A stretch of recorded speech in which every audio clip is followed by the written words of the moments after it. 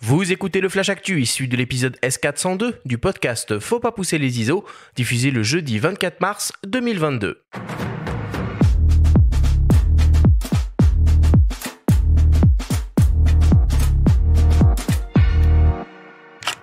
Cette semaine, dans le Flash Actu, Sony dévoile son zoom 16-35 mm motorisé pour la vidéo. Laowa lance un nouveau 25 mm conçu pour les hybrides micro 4/3 et Canon ouvre la participation aux 2 bourses décernées à l'occasion du festival Visa pour l'image. Le Flash Actu vous est présenté par Fox.fr, le site des spécialistes de l'image. Sony dévoile une nouvelle optique à destination des vidéastes en gamme G. Il s'agit d'un zoom orienté grand angle de 16-35 mm offrant une ouverture constante f4. Particularité de l'objectif, il est équipé d'une motorisation interne pour le zoom afin de réaliser simplement des changements de valeur de plan fluide en vidéo. L'objectif exploite 3 éléments asphériques et un verre ED. Le constructeur annonce une qualité d'image exceptionnelle à toutes les focales et une très bonne gestion des aberrations chromatiques. On retrouve un système autofocus et de zooming assuré par 6 moteurs linéaires et vidéo oblige, la mise au point et le système de zoom sont internes et ne modifient pas les dimensions de l'objectif. L'objectif mesure d'ailleurs près de 9 cm de long et pèse environ 350 grammes. Le nouveau Sony 16-35 mm f4 PZG sera disponible en mai 2022 et proposé au prix de 1 500 €. Toujours côté optique, la société Venus Optics annonce l'arrivée d'une nouvelle focale fixe ultra lumineuse à destination des boîtiers équipés de la monture micro 4/3. Il s'agit du Laowa 25 mm f0.95 MFT Apo en gamme Argus. Ce 25 mm qui équivaut donc à un 50 mm est composé de 14 éléments répartis en 8 groupes. Il intègre dans sa formule optique une lentille asphérique, un verre ED et 3 verres UHR et jouit d'une conception Apo pour limiter les aberrations chromatiques et est peu enclin au phénomène de focus breathing, l'une des bêtes noires d'ailleurs pour les vidéastes. L'objectif est entièrement manuel avec une construction métal. Il mesure environ 9 cm de long et pèse 570 grammes. Le Laowa Argus 25 mm f0.95 MFT Apo sera disponible courant avril et proposé au prix de 549 €. Et enfin, pour terminer, Canon, partenaire historique de Visa pour l'image, le Festival international du photojournalisme, qui se déroulera du 27 août au 11 septembre prochain à Perpignan, annonce l'ouverture aux participations pour ses 2 bourses annuelles, la bourse Canon de la femme photojournaliste et la bourse Canon vidéo. L'année dernière, c'est la photographe américaine Acacia Johnson qui a remporté la bourse de la femme photojournaliste pour son reportage sur les pilotes de brousse qui relient l'Alaska rural et le réalisateur français Camille Migneran qui a remporté la bourse vidéo pour son projet de documentaire Les Invisibles sur les travailleurs illégaux en France. Ils ont tous deux remporté la somme de 8 000 € pour mener à bien leurs projets qui seront naturellement présentés lors de l'édition 2022 du festival. Toutes les informations relatives à ces 2 bourses et les modalités de participation sont à retrouver sur le site du festival www.visapourlimage.com.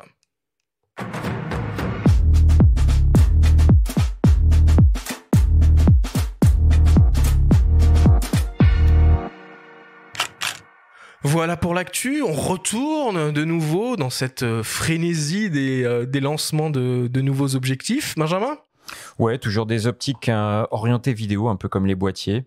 Bon, cette optique Sony, elle va être intéressante pour ceux qui font de la vidéo. Le système Power Zoom, ça permet de faire des effets assez créatifs. C'est vraiment utilisé, en prise de vue, bien sûr, mais alors c'est vraiment très spécifique. D'ailleurs, ils conseillent de l'utiliser avec certains boîtiers, notamment les FX3 ou le ZVE10, qui ont des petits leviers au niveau du déclencheur qui permettent d'actionner le zoom, comme on le ferait sur des bridges ou des compacts un peu à l'ancienne. Cinéma, quoi. Et des caméras de cinéma. De cinéma, de télévision, je veux dire. C'est vraiment très particulier comme usage, donc quelqu'un qui cherche une optique grand angle, un 16-35 classique, ira pas forcément vers ce modèle-là qui a 3 bagues, qui est vraiment une ergonomie dédiée à la vidéo. Voilà. Bon, et bien sûr toujours les ultra grandes ouvertures avec la Laowa qui propose là ce petit 25 mm f0.95 positionné à un tarif raisonnable pour une fois comparé à ce qu'on peut voir passer dans cette émission et qui a l'air plutôt séduisant. Ouais, Laowa qui appartient à Venus Optics, qui est un fabricant chinois qui propose quand même des optiques très singulières à chaque fois qui sortent du lot. Il y a du bon, il y a du moins bon, il faut les tester avant. On n'a pas pu mettre la main dessus, on ne va pas se prononcer sur la qualité de cette optique-là.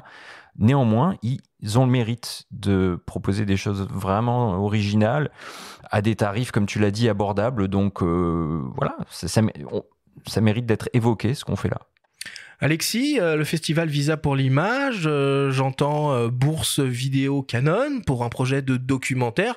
Tout ça me paraît très cohérent par rapport à ton travail. Ouais, malheureusement, j'ai jamais encore eu la chance d'aller à Visa. Ça fait partie des choses qui trottent un peu dans un coin de ma tête. Et c'est vrai que je cours pas trop les bourses, les choses comme ça. Malheureusement, sans doute, c'est. Peut-être que ça veut dire que tu es occupé ailleurs sur d'autres terrains aussi. C'est peut-être ça. Ouais, non, c'est vrai.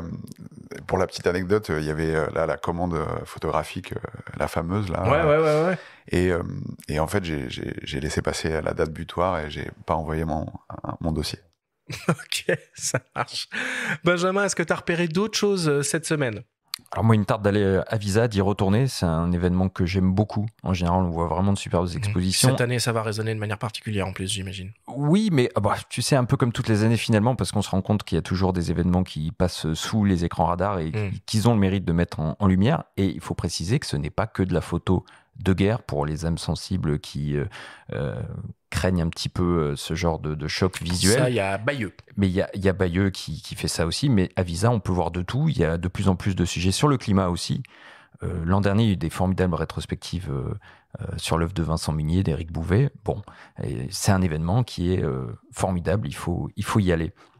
Et c'est très accessible, hein, même en train. Voilà.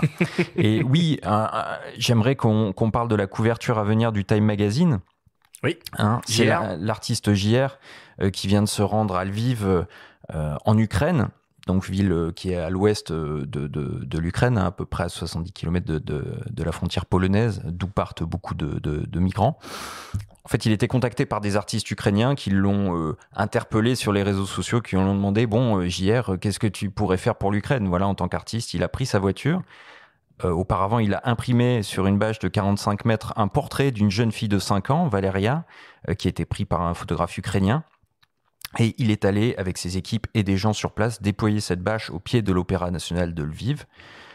Ce qui a donné un cliché vu du ciel assez saisissant, qui sera donc pris par drone. Ouais. Voilà, en une du Time Magazine le 28 mars. Ouais, non, là, franchement, allez voir le compte Insta de JR si vous voulez un peu découvrir la face cachée de la réalisation de cette image qui est très exceptionnelle, comme souvent ce que fait JR. Il a même fait une espèce de procession après avec la photo dans la rue. Enfin, c'est très touchant, c'est remarquable. Enfin voilà, c'est JR, il y a rien à dire et ça fait la une du Times Magazine. Exactement. Voilà, et il y aura peut-être aussi des ventes sous forme de NFT de la plupart de ses œuvres pour des actions caritatives. Donc là encore, chapeau. On peut se demander parfois, est-ce que l'art va servir à quelque chose dans ce monde ? Il pose d'ailleurs la question, mais en tout cas, il fait pas de mal. Il se bouge. Voilà.